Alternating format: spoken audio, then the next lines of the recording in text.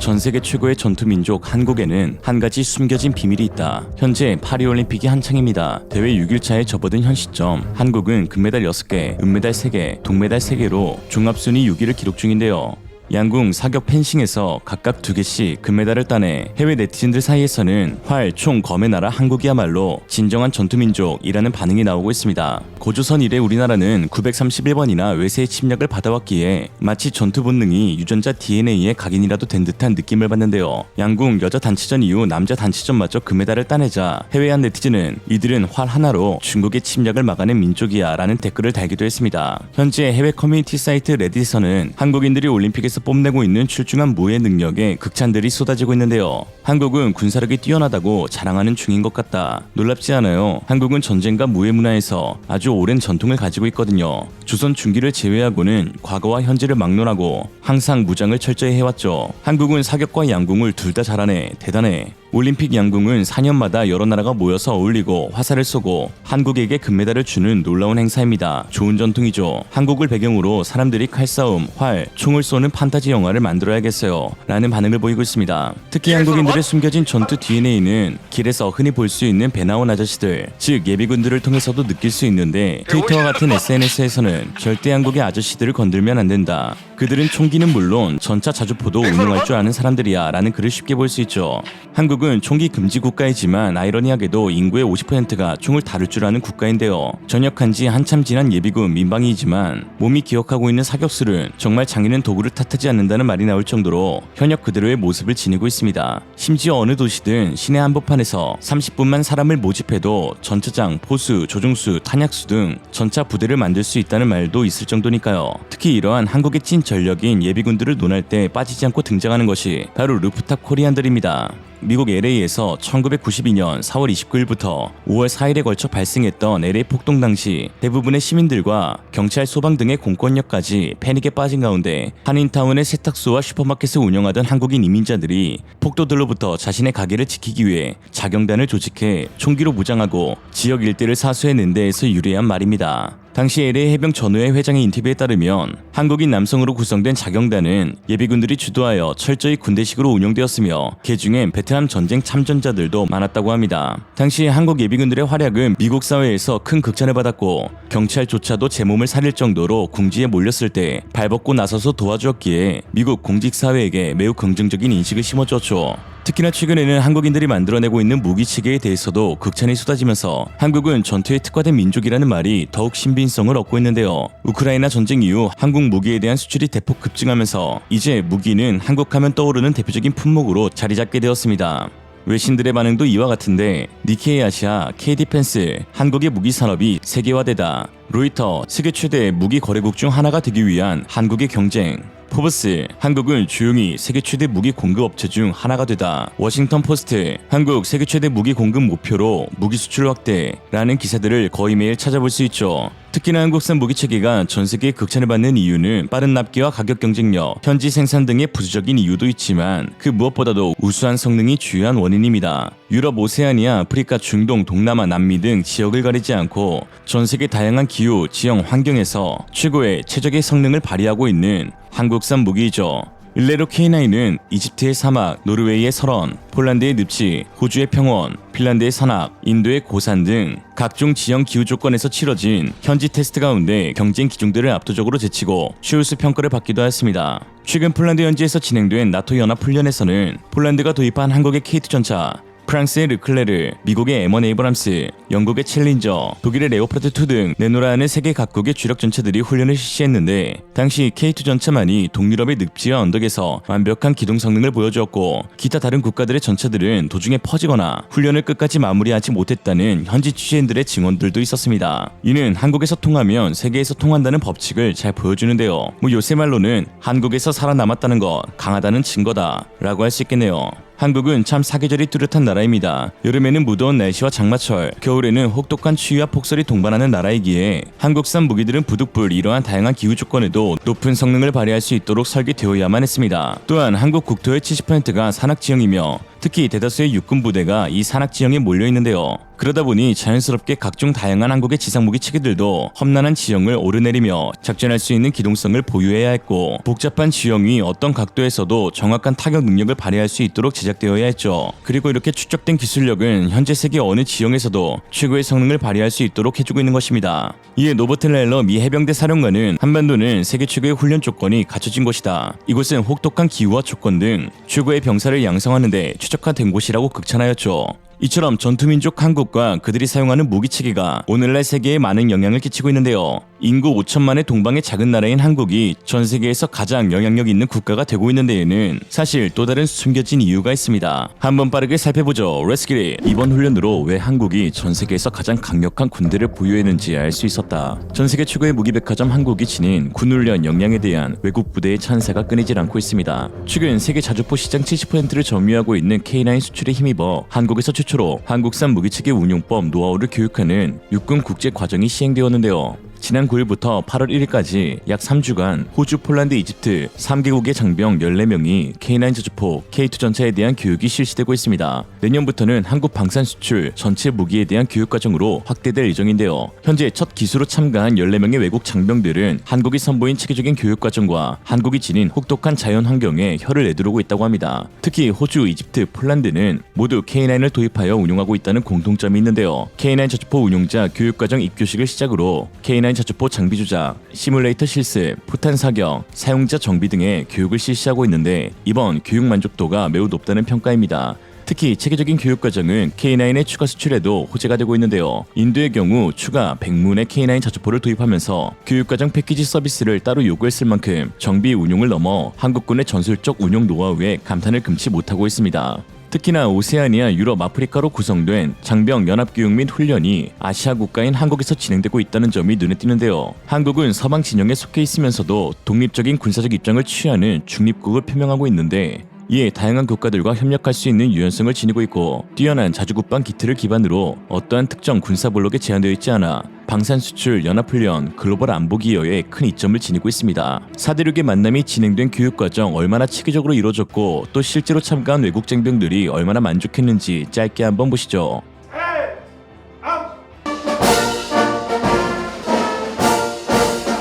As a main specification, it can load 104 shells. Yeah. Yeah. This size. And this is the bridge block. This is the bridge block. Yeah. Yes. Yeah. And the small hole is the detonator hole. And Oh, yeah. Inside the Yeah, the detonator trauma. hole, there is a detonator. As you know, the packages are heavy, like 40 kilograms. But if you're pressing the button, everything works. Handle everything for you.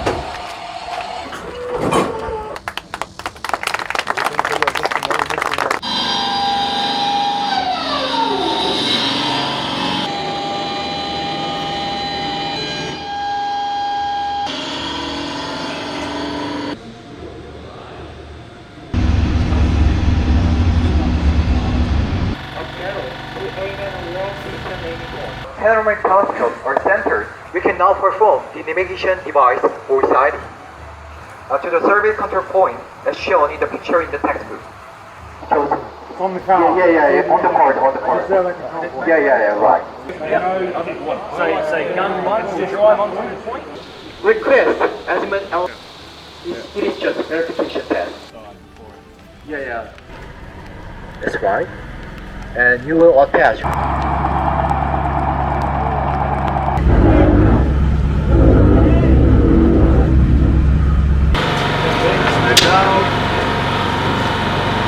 When you're outside the SPH, always be careful. That's down. Go this way. One more. Yeah, okay.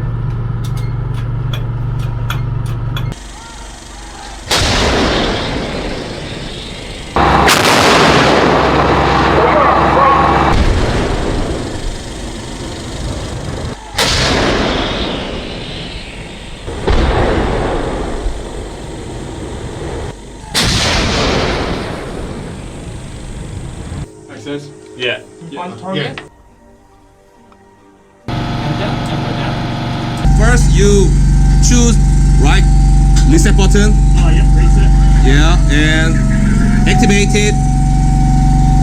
Okay. Roll number 2. Yeah. Number 4. Deliver ammo. Full power. Oh yeah. And reverse. Yeah.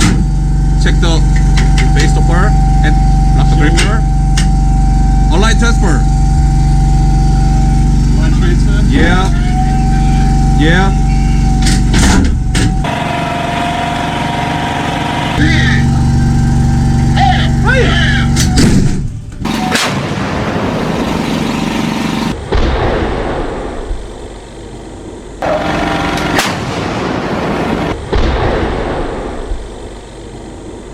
이 밖에 최근에는 중동, 아시아, 아메리카의 군사연합도 한국에서 이루어졌습니다. 한국에서 처음으로 한미, UAE의 연합훈련이 실시된 것인데요. UAE는 그동안 한국산 방산무기를 대거 도입해왔던 큰 손으로 한국과 자주 연합훈련을 실시했던 적은 있었습니다. 그러나 UAE와 미국의 관계가 인권 문제, 중동 정책, F-35 철회, 이스라엘의 지역 내 영향력 보장 등의 문제로 껄끄러운 상황에서 한국이 사실상 가운데 중재 역할을 하며 훈련이 실시된 것입니다. 특히나 UAE는 한국산 방산무기를 대거 수입하면서 안보의 상당수를 한국에 의존하고 있는데요. UAE는 한국이 중동 국가 중 유일하게 특별 전략적 동반자 관계를 맺고 있는 나라이며 한국형 원전을 처음 수출한 나라이기도 합니다. 그러한 UAE는 걸프만을 사이에 두고 영토 분쟁을 경험했고 왕정을 무너뜨리고 신정 공화정을 수립한 이란과 대치 상태로 군사력 증진이 시급한 상황인데 이런 UAE에게 한국은 장기적인 군사협력을 추구하기 딱 좋은 나라이죠. 딱 좋아! 한국은 북한과의 크고 작은 충돌을 겪으며 다양한 대응 전략을 마련해온 노하우, 미국과의 긴밀한 군사협력 경험, 각종 첨단 무기 생산 능력 등이 UAE에게는 한국의 특별한 매력으로 여겨지고 있습니다. 특히나 다른 나라를 침략한 적이 없고 평화 유지군 활동 경험이 많다는 점도 한국의 장점으로 한국과 친하게 지내면 가치 이미지도 좋아지는 느낌이죠. 지난 2019년 천무 다연장 로켓포를 비밀리에 수입한 UAE는 2022년 중거리 지대공 미사일인 천궁2와 다기능 레이더를 35억 달러 약 4조 8천억 원 규모로 도입했으며 현재 다목적 수송기 공동 개발을 추진 중에 있습니다. 이런 상황 가운데에서 최초의 한국, 미국, UAE 연합훈련은 3국에게 상당히 새로운 경험이었는데요. 한국에서도 가장 힘들고 험한 지형으로 꼽히는 강원도 인제에 위치한 육군과학화 전투훈련단에서 약 3천여 명 규모 한미 UAE 연합 전투단이 전문 대항군 연대와의 쌍방 자유기동식 교전을 하는 방식으로 진행되었습니다. 우리 군은 육군 제6보병사단 초산여단을 주축으로 전투단을 편성했고 미군은 미2사단, 한미연합사단 예하 1개 스트라이커 대대, UA군은 1개 보병중대가 참가해 3국 연합 전투단을 꾸렸는데 우리 군의 K1E1 전차, K200 장갑차, K55A1 자주포, 공격 기동헬기, 드론 및 무인기와 미츠 그레이 이글, 블랙호크, 스트라이커 장갑차 등 200여 대의 전투 장비까지 투입되어 실전을 방불케 하는 긴박한 상황들도 연출되었습니다. 특히나 7월에 찾아온 무더위 속에 UA군과 미군은 산속 훈련에서 고통을 호소하기도 했는데요. 조시 실버 미 2사단 대대장은 강원도의 험준한 산기슭과 무더위 그리고 예상치 못한 변수로 가득한 험지를 경험한 이후 이렇게 말했습니다. It's incredibly amazing to be able to train here at KCTC where it has a rigorous and demanding mountainous weather and terrain. By attending this training, we have both built more lethality and greater readiness. 같이 갑시다. 또한 아랍권 매체 와메이와 인터뷰를 진행한 자이다 엘자비 소령 역시 처음 접해보는 한국형 훈련지에 혀를 내둘렀죠. 이번 훈련은 매우 유익하고 뜻깊은 경험이었습니다. 한국과 UAE는 지형, 지상, 계절 등 여러 면에서 차이가 많이 나지만 이번 훈련을 통해 서로의 환경에 적응하고 협력하는 능력을 키울 수 있었습니다. UAE는 주로 사막 지형과 고온의 기후족전에서 작전하는데 이번 훈련을 통해 한국의 다양한 지형에서의 작전 능력을 배울 수 있었습니다. 특히 한국의 다양한 지형과 기후에 따른 작전 훈련 방식은 UAE에서는 경험하지 못했던 것들이었습니다. 이곳에서 훈련을 진행하는 것만으로도 한국군이 왜 수준 높은 역량을 지녔는지 알게 되었습니다. 한국군의 높은 기술력과 뛰어난 조직력은 매우 인상적이었는데 정보통신기술과 최신 장비를 활용한 작전 수행 능력은 감탄할 만했습니다. 라고 하였죠. 한국이 세계 각국과 교육을 진행하고 연합훈련을 실시하며 군사안보에 대한 영역을 높여가고 있는 시점 북한은 북중러는 물론이거니와 세계 그 어느 나라도 함께 훈련을 해주지 않아 머리가 복잡한 상황입니다. 뭐 아니면 정은아 네가 우간다라도 찾아가 보든가. 이에 북한은 한국이 한미일 연합훈련, 한 UAE 미, 림팩 훈련 등을 실시할 때마다 벼락 맞을 것, 전쟁을 부추기는 행위, 파렴치한 행동이라며 각종 북증서를 발급해주는 등 부러움에 눈이 돌아갈 지경인데요. 최근 북한의 포탄을 러시아가 구매하면서 두 국가 간의 군사동맹이 공고해지는 모습을 보이곤 있지만 2년 전 합의된 북중러 연합 군사훈련은 아직도 시행되지 않고 있습니다. 미 해군 분석센터의 켄고스 국장은 북한이 연합훈련의 상징적 차원에서 참여할 수는 있지만 실제로 높은 수준의 훈련에는 참가할 가능성은 낮다고 말했습니다. 중국과 러시아가 북한의 참여를 껄끄러워하고 있다는 분석인데요. 북한이 참여할 경우 상당수의 장비들을 제공해 주어야 하며 여기서 기술 유출에 대한 우려 그리고 장비 이전 및 기술 이전에 대한 요구에 부담을 느끼고 있다는 것이죠. 현재 북한은 연료값도 없어서 실제 전투기를 띄우지도 못한 채 모형을 날리는 시뮬레이션을 하고 있는 와중에 어떻게 연합훈련에 참가할 수 있는 군장비를 유지하겠냐는 것입니다. 실제로 지난 2015년 김정은이 제458군 부대 시찰 당시 북한 공군은 땅바닥에 지도를 그려놓고 장난감 전투기를 이용한 훈련을 진행했습니다. 북한 공군들은 장난감 전투기를 손에 쥐고 허리를 숙인 채 지도 위에서 움직이면서 훈련을 실시했는데요. 훈련이라고 부르기도 민망한 위 장면을 보고 있으면 지들조차 실수를 터뜨리지만 북한은 이러한 모습을 시뮬레이션 훈련이라고 강조하며 자랑스럽게 공개했습니다. 그리고 9년 후인 현재에도 크게 달라지지 않았는데 2023년 열병식에서도 공군 전력은 사실상 무인기 하나를 띄운 북한입니다. 열병식 초기 가장 중요한 하이라이트 장면에서 북한의 무인기 한 대가 상공을 향해 날아갔고 북한 주민들은 무슨 B2 전폭기를 보는 것 마냥 눈물을 흘리며 손을 흔들고 박수를 쳤습니다. 무인기 띄우는 장면만 무려 5분 넘게 방송하고 있던 북한이었죠. 사실상 유사국가 수준임을 알 수 있는데요. 최근 보고서에 따르면 북한의 지난해 실질 국내 총생산은 32조 3천억 원으로 알려져 있는데 이는 대전의 GDP 49조 6천억 원에도 한참 못 미치는 수준이었습니다. 즉 북한 GDP 규모가 대전만도 못하다는 건데 인구 생각하면 당장의 성심당 직원들이 바게트 들고 시청 난입해서 독립선언 한 다음 카이스트 실험용 원자로로 원자폭탄 만들기 시작해도 지금 북한보단 더 풍요롭게 살 수 있다는 뜻이란 것이죠. 무튼 그렇게 되면 대전은 노잼 도시 아닌 유잼 도시 되겠네. 한편 서울시 용산구 동자동에 거주 중인 김철근 씨는 리얼리즘과 인터뷰에서 다음과 같이 말하였습니다. 북한 따위는 로켓 말고 바게트. 우리의 안보는 한국산에서 보내준 전신에게 달렸다. 세계 자주포 시장 점유율 70%를 차지하고 있는 세계 최고의 자주포 K9에 대한 인도의 추가 도입이 최근 사실상 확정되었습니다. 지난 2017년 백문의 K9 자주포 도입 계약 체결 이후 그 성능에 최고의 만족도를 보이며 번개의 신 바지라라는 이름을 붙여준 인도였는데요. 백문의 납기가 인도 완료된 지 얼마 지나지 않아 인도는 당초 운용 예정지였던 사막지대뿐만 아니라 해발 4,000m의 국경 분쟁 지역인 라다크에서도 실운용 가능 여부 현지 테스트를 진행하였고 K9은 기후, 지형과 상관없는 우수한 성능을 마음껏 발휘해 추가 백문의 도입을 이끌어내었습니다. 특히나 K9 자주포에 대한 두터운 신뢰를 보내고 있는 모디 총리와 자이샹카르 장관의 연임이 확정시되면서 도입 사업은 탄력을 받을 것으로 보이는데요. 지난 26일에는 한인 외교장관 회담을 통해 양국 간 방산 협력의 상징인 K9 바지라 2차 사업이 원활하게 진행되도록 지속 협력하고 앞으로도 양국 간 국방 방산 협력을 더욱 발전시켜 나가기로 했습니다. 특히 최근 인도 참모총장은 해외 방산무기 도입에 상당한 금액이 투입될 것이며 인도가 자립경제를 기반으로 하지만 자국산을 고집하여 국가안보를 희생시키면 안 된다는 뜻을 밝혔습니다. 즉 모디 정부 3.0의 최우선 안보 과제인 K9 바지라의 도입이 가장 우선시되어야 한다는 것이죠.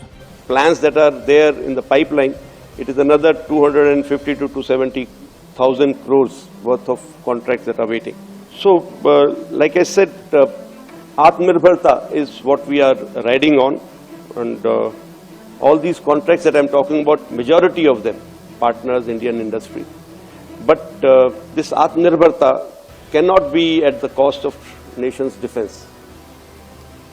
Nation's defense comes first and foremost. 인도가 K9 자주포 추가 백문 계약을 서두르는 이유는 국경 분쟁 지역에서의 중국의 도발이 거세지고 있기 때문입니다. 중국과 인도의 국경이 맞닿아 영유권 분쟁 중인 인도 북동쪽 아루나찰 프라데시에 전운이 짙어지고 있는데요. 인도가 대다수 시로 지배 중인 이 지역에 중국은 최근 들어 영유권을 주장하며 30개 장소에 중국어 지명을 추가로 부여하고 나섰습니다. 갑자기 제주도를 진핑도라고 부르는 격인데요. 이에 인도 정부는 실질 통제선 일대에 병력 9,400명을 추가 도입하는 안도 승인하였고 이에 질세라 중국 역시 압박 강도를 높이고 있는데 7월 30일 인도가 공개한 위성 사진에서는 판공호를 가로질러 다리를 건설 중인 중국 인민해방군의 모습이 포착되었습니다. 중국은 판공호의 북쪽과 남쪽 제방을 연결하는 다리를 완공하고 가동했으며 이를 통해 군대와 장비를 동원하는 데 필요한 시간을 크게 줄일 수 있게 되었는데 이 다리는 LAC에서 약 25km 떨어져 있었습니다. 또한 HT는 7월 7일 블랙스카이의 위성 이미지를 다시 인용해 중국군이 판공호 주변 주변 지역에서 장기간 방어를 강화하고 있으며 시리잡의 주요 기지와 무기와 연료를 보관하기 위한 지하 벙커 그리고 장갑차 자주포 전차를 위한 방공호를 건설하고 있다고 보도했습니다. 다리가 완공되면 장비와 인력 이동 시간이 크게 단축되고 중국 주변 시설을 연결하는 또 다른 경로가 제공될 수 있는데요. 특히 두 구역에 위치한 중국 군사기지 간 이동 시간이 12시간에서 약 4시간으로 단축될 수 있다고 전문가들은 말하였습니다. 또한 최근에는 중국 최신의 자주포인 PLZ-4 운용 포병대대가 LAC에서 불과 10km 떨어진 곳에 대거 배치되는 모습이 포착되었는데요. 현재까지 확인된 수량은 15대에서 18대이고 앞으로 방공호의 다리가 완공됨에 따라 추가 52문에서 58문까지 수량이 더 늘어날 수 있다는 분석입니다. 이렇게 되면 라다크 지역에 대한 시로 지배를 하고 있는 인도에게 있어서는 상당한 부담이 될 수밖에 없는데요. 중국산 자주포의 사거리는 대략 35에서 45km로 배치되어 있는 곳에서 인도군 상당수의 전력들이 타격 거리 안에 포함되기 때문입니다. 이는 인도군의 이동, 전력 증강, 배치에 대한 억제력을 제공할 수 있는 것이죠. 이에 해당 분쟁 지역에서 사용될 K9 백문의 추가 도입이 빠르게 이루어져야 하는 상황인데 최근 한국산 K9 자주포 대 중국산 PLZ-05에 대한 놀라운 비교 분석이 나와 화제가 되고 있습니다. PLZ-05는 52 구경장 155mm 포를 장착하여 재원산 K9 자주포와 동급의 자주포로 알려진 중국산 자주포인데요. 그러나 재원과 달리 실제 전장에서 K9과 PLZ-05가 맞붙게 되면 1대3 비율로 K9이 앞서게 된다는 것입니다. 즉 K9 한 대에 중국산 자주포 최소 3대는 붙어야 화력에서 엇비슷하다는 것이죠. 이는 중국 PLZ-05의 고질적인 문제점인 반동 제어 불능 장애 때문인데요. PLZ-05는 포탄을 쏠 때마다 차체가 심하게 요동칩니다.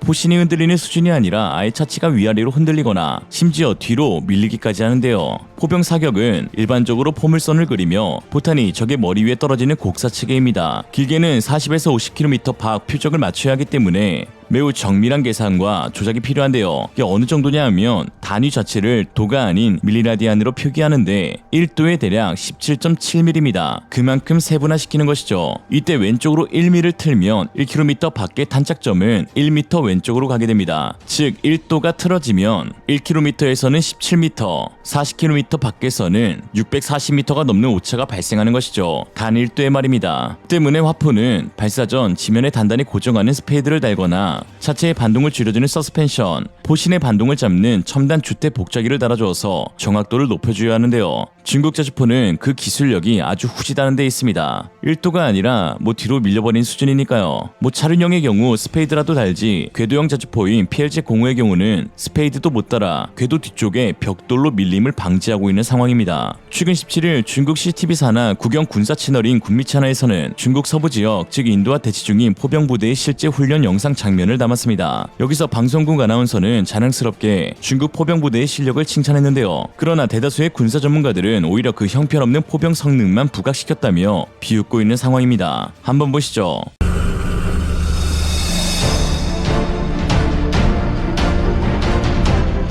此时呢，在我的身后，数门零尾型履带式自行火炮严阵以待，炮手们准备迎来他们的实弹射击考核。那么从我的位置可以看到，现在炮管呢是一个上扬的状态，已经朝着10几公里外半山腰上的目标进行瞄准，随时准备开始射击。全连注意，准备射击101号目标，榴弹顺发引信，2号左右，全连1发20秒，抓点。 马上要进行的是神炮连比武考核前最后一次热身，相当于大考前一次模拟考。接收到，实弹组员已下发。3、2、发！考核要求以规定的弹药数量向随机目标开火，检验的是全连整体命中率和射击总时长。 虽然这轮考核结果不计入比武总成绩，但是任何人都不会掉以轻心。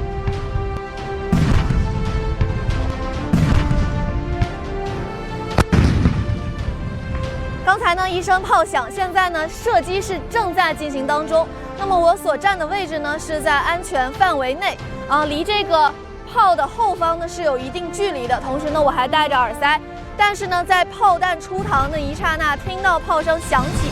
还是能够感觉到内心是在颤动的，同时呢，这个地面呢也能够感受到一丝的晃动。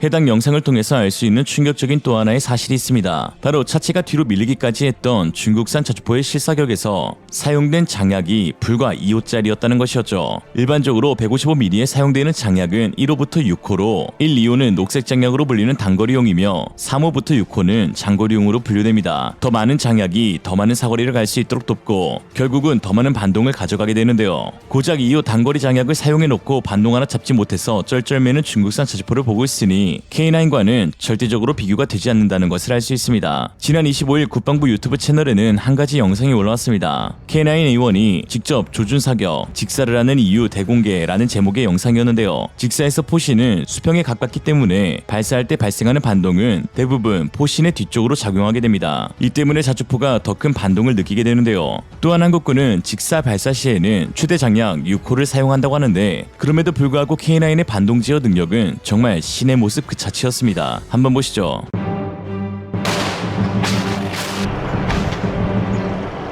적 특수작전 부대나 적 보병 등이 포병 부대를 위협할 수 있습니다. 그럴 때 부대 방어를 위해서 실시하는 것 중 하나가 바로 직접 조준 사격인 직접 사격이 되겠습니다. 최적의 거리는 400m로서 적이 출현했을 때 파괴 또는 제압을 하기 위한 직사탄도를 이루기에 적합한 거리이다. 최대 유효 사거리는 1500m로 유지를 하고 있습니다. 최대 장약으로 선택을 해서 사격을 하게 되어 있습니다. 최대 장약으로 실시를 하는 이유는 적에게 최단거리로 최대한 빠르게 전달이 돼야 되기 때문에 직사탄도를 형성을 해야 되고 탄이 직선으로 나가려면 추진력을 최대한 전달해야 하기 때문에 최대 장약을 사용합니다. K9은 유기압 현추장치와 주퇴 복자장치에 의해서 주퇴력이 감소되기 때문에 반동이 그렇게 심하지 않습니다. 포신이 사격을 하면 뒤로 반동이 전달되는 것을 감소시켜주기 때문에 큰 반동이 이루어지진 않습니다.